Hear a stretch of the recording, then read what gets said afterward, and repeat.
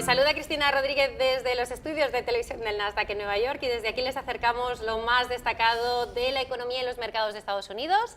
Y para hablar esta semana de todo ello está de nuevo con nosotros Angiolina Galuccio, que es economista y experta en globalización. Bienvenida, Angiolina.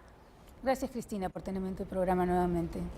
Vamos a comenzar, si te parece, con las previsiones de esta semana que comenzamos. El dato más importante del que vamos a estar todos pendientes es el del desempleo del mes de marzo, que parece, Angiolina, que se va a quedar en el 3,8%, un buen dato. Es efectivamente un buen dato que se mantiene estable. El desempleo no está aumentando, quiere decir que no nos vamos a enfrentar a una crisis que realmente nos asuste, ¿no? Creo que entre un 3,8%, que es menos de ese 4% que habíamos tenido durante el último trimestre del año pasado, ¿no? Creo que es una buena noticia y una buena cifra. Pendientes también de cómo van a reaccionar los mercados esta semana. Después de que la semana pasada cerraran mixtos, los inversores estaban un poco nerviosos por cómo evolucionaba el mercado de bonos, porque recordamos que la semana anterior Wall Street cerró en rojo precisamente por la inversión en la curva de tipos en los rendimientos de bonos a 3 meses y 10 años. Angiolina, ¿cómo está la situación? ¿Esto cómo puede afectar a la economía? ¿Estamos hablando de recesión, desaceleración? Esto es una desaceleración. No podemos hablar de una recesión porque realmente la economía sigue dando vueltas, esto sigue marchando. Hay una desaceleración en el mercado, se está contrayendo, podríamos decirlo de esta manera, la economía. Hay un poco de temor en la inversión, para un poco esperando qué es lo que pasa con China en estas conversaciones que se están teniendo en los últimos días, ¿no?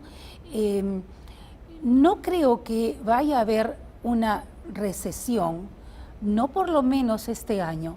Podríamos tal vez pensar que podría presentarse esta situación para el próximo año, pero eso va a depender mucho de cómo se maneje la economía, de los resultados del manejo económico de este año, ¿no? Y si se maneja una economía favorable, definitivamente no se vislumbra una recesión, pero sí la economía se va manejando bastante lenta.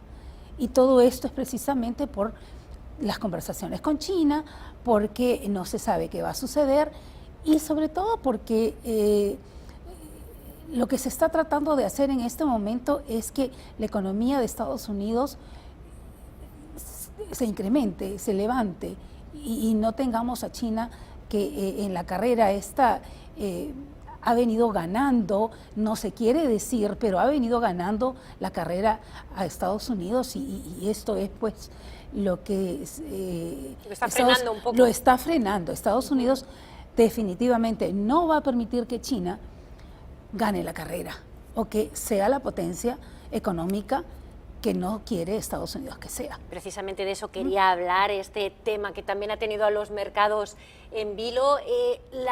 El acuerdo podría llegar en junio. ¿Cómo está la situación en estos momentos, esas conversaciones? Las conversaciones están siendo favorables al momento. Primero porque se está logrando, Estados Unidos está logrando que China pueda invertir más en Estados Unidos, invirtiendo, o sea, se invierte el panorama en cuanto a que Estados Unidos invierta más en las compras hacia China. Existe un déficit general. El déficit de las importaciones va a más de 34.400 millones de dólares, pero solamente con China el déficit va más allá de los 7.000 millones de dólares en importaciones, ¿no? Es decir, la balanza comercial con China no está a la par. Estados Unidos importó cifras de más de 41.000 millones de dólares versus lo exportado. Por eso este déficit está creciendo y aunque en los últimos meses ha bajado ligeramente las compras que Estados Unidos está realizando con China, de todos modos no se equipara. Y eso es lo que se tiene que frenar. Hacer crecer el PIB, el Producto Bruto Interno, para que haya una, digamos, una igualdad o se asemeje, ¿no?, en esta balanza comercial que está totalmente desequilibrada. Eso es lo que se está buscando, que es el equilibrio de la balanza comercial, ¿no? Y cuanto antes se llegue a ese acuerdo, será mejor.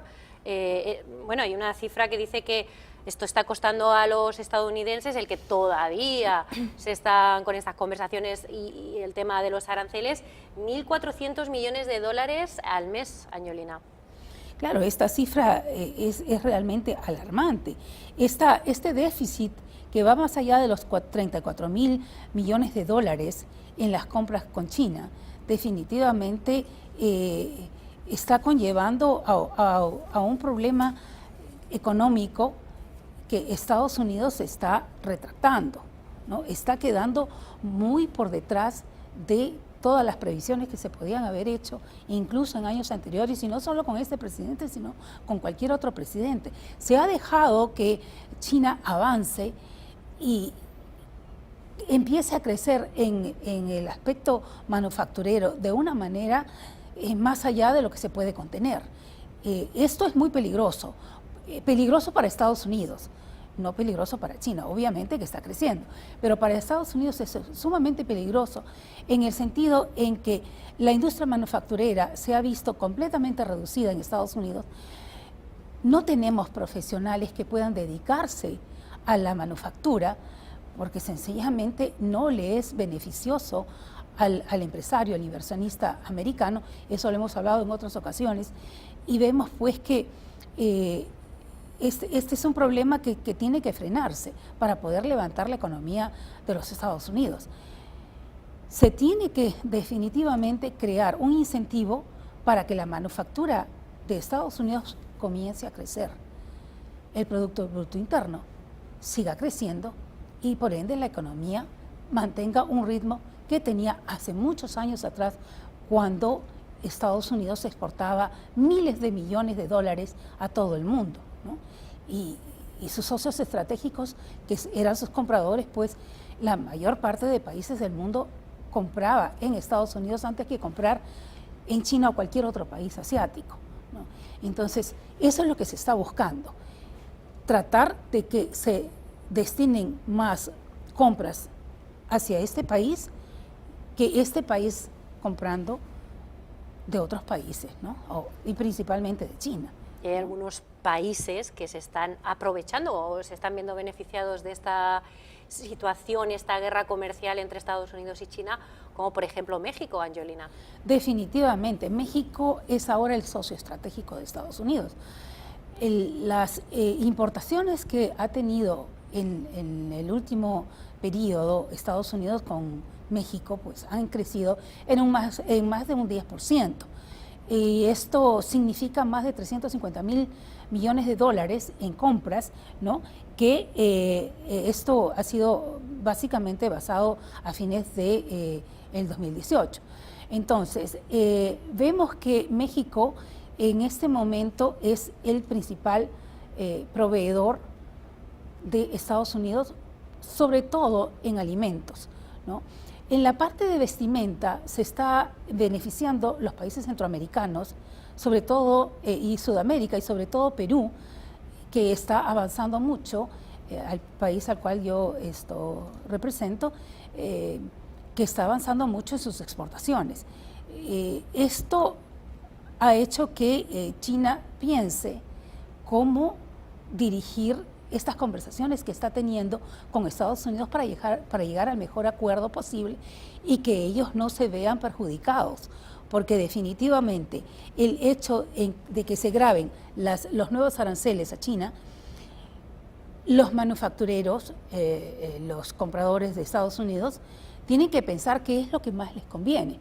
Si un producto traído de China les va a costar un arancel de 25%, eso va a crear que los precios comiencen a subir y por ende se puede crear que el consumo baje, ¿no? y eso es lo que no se quiere. Ese país es un país consumista de naturaleza.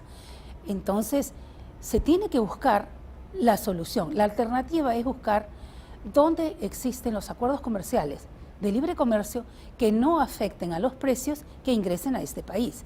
Y por ello las compras se están dirigiendo a esos países centroamericanos y sudamericanos. Para ellos es un beneficio. Están creciendo como país. Estos países emergentes están reactivando su economía, lo cual es beneficioso y creo que a eso tal vez apunta esta nueva directiva, podríamos decirlo de alguna manera, de Estados Unidos, ¿no? Bueno, veremos cómo acaban todas estas conversaciones y cuándo se llega finalmente al acuerdo comercial. Estaremos pendientes. De la semana pasada también, Angiolina, conocimos el dato del PIB, el Producto Interior Bruto. En el cuarto trimestre de 2018 creció a un 2,2% en la tasa interanual, por debajo de las expectativas del mercado. ¿Esto qué supone para la economía? Se esperaba un crecimiento de alrededor de 2,6%, ¿no? Y este crecimiento es incluso mucho menor que lo que sucedió en el primer trimestre del año pasado, que llegó a casi un 4%, ¿no? Entonces, todas las previsiones que se vienen estimando realmente no están saliendo. O sea, no hay sustento para lo que se estima. Algunos inversionistas están un poco preocupados porque lo que el gobierno dice es completamente distinto a la realidad, a lo que está sucediendo, ¿no? Es eso básicamente. Esperemos que la economía se reactive, pero se va a reactivar en la medida en que se creen incentivos para que la manufactura también pueda tener un proceso de crecimiento dentro del país, la manufactura interna, ¿no? Y antes de acabar, vamos a hablar ahora de dos empresas de las que se habló mucho la semana pasada y de las que seguramente se siga hablando esta semana. Por un lado está Lyft, que es una startup de vehículos de transporte con conductor, similar a Uber, que salió a bolsa valorado en 24.300 millones de dólares. Y la otra es Apple. Casi siempre estamos hablando de Apple. Presentaron nuevos servicios, entre ellos una tarjeta de crédito en una alianza con Goldman Sachs, y parece que se va a poder pagar con el teléfono con esa tarjeta de crédito. Angiolina. Esta es un lanzamiento realmente extraordinario en el cual está incurriendo Apple, porque, y bueno, para Goldman Sachs es la primera vez que interviene en este tipo de transacciones, que va a beneficiar básicamente a la banca de consumo, ¿no? Se espera que tenga buenos resultados, sobre todo porque la estrategia de Apple es que van a ingresar al mercado con unos intereses muy por debajo de la industria, que es, más o menos oscilan entre un 13,24% y un 23%, más o menos, muy por debajo de lo que en este momento todas las demás tarjetas de crédito en el mercado están ofreciendo. Y por otro lado, lo que he escuchado es que no van a cobrar gastos anuales, que no van a cobrar, no estoy haciendo una propaganda de Apple, pero esto es lo que está ofreciendo. Pero nos lo venden muy bien, ¿no? Así es. Y entonces, gente que quiere salir al extranjero y pagar con esa tarjeta de crédito, no van a tener ese cargo, los fees de usarla en el extranjero, ¿no? Y por otro lado también lo que escuché es que inicialmente van a empezar con Estados Unidos, pero piensan ingresar al mercado europeo y principalmente tener alianzas en Alemania con una banca minorista que es Marcus, que está ligada a la banca de Estados Unidos, ¿no? Entonces, esto se proyecta a un crecimiento bastante grande. Le deseamos buena suerte pues, a Apple, ¿no? Apple siempre revolucionando, ¿no? Es. La tecnología y la manera en la que hacemos las Es cosas. una estrategia extraordinaria realmente. Angiolina, muchas gracias por estar de nuevo Gracias. con nosotros en Estrategias de Inversión. Gracias, Cristina. Y a ustedes les esperamos con más noticias de la economía y los mercados de Estados Unidos desde aquí, desde los estudios de televisión del Nasdaq en Nueva York. Saludos, Cristina Rodríguez.